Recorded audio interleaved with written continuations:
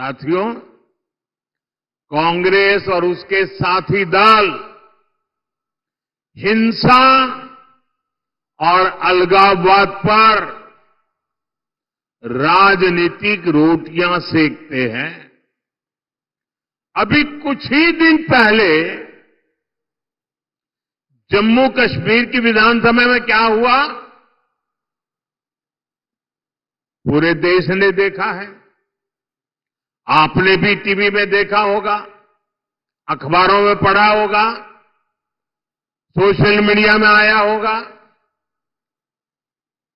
ये हमारा जम्मू एंड कश्मीर दशकों तक अलगाववाद और आतंकवाद में जलता रहा। महाराष्ट्र के मेरे कितने ही वीर जवान मातृभूमि की रक्षा करते करते जम्मू कश्मीर की धरती पर शहीद हो गए। और ये हालत बनी कैसे, ये पाप पनपा कैसे? जिस कानून की आड़ में, जिस धारा की आड़ में ये सब हुआ, वो धारा थी 370। और ये 370 धारा कांग्रेस की देन थी। और जैसे ही हमने 370 को खत्म किया, कश्मीर को भारत और भारत के संविधान से पूरी तरह नाता जोड़ा। हमारे देश के बहुत लोगों को पता ही नहीं है, शायद आपके लिए भी बहुत सी जानकारी पहली बार होगी।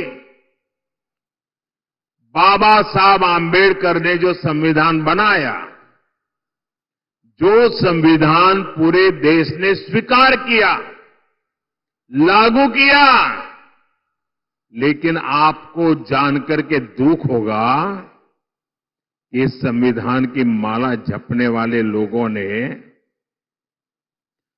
7 दशक से भी ज्यादा समय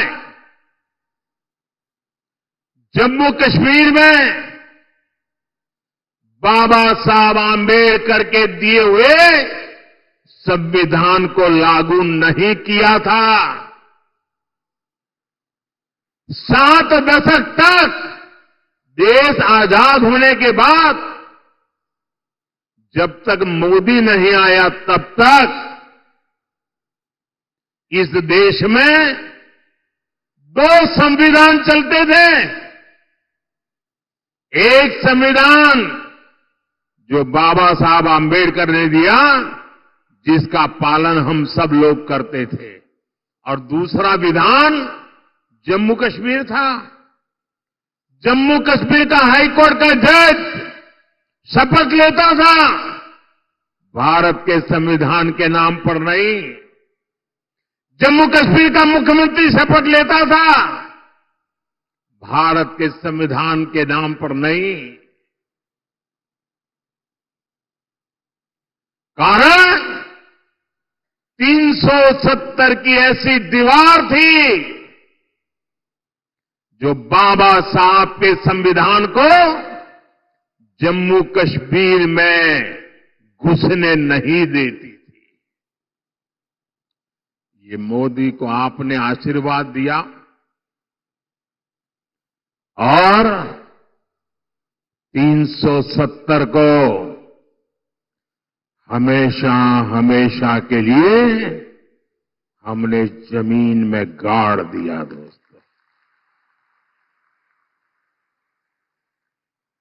लेकिन कांग्रेस वालों को, उनके साथियों को ये बात पच नहीं रही है, और इसलिए कांग्रेस और उसके साथी कश्मीर में फिर से धारा 370 वापस ला करके लागू करने का प्रस्ताव सदन में लाए हैं,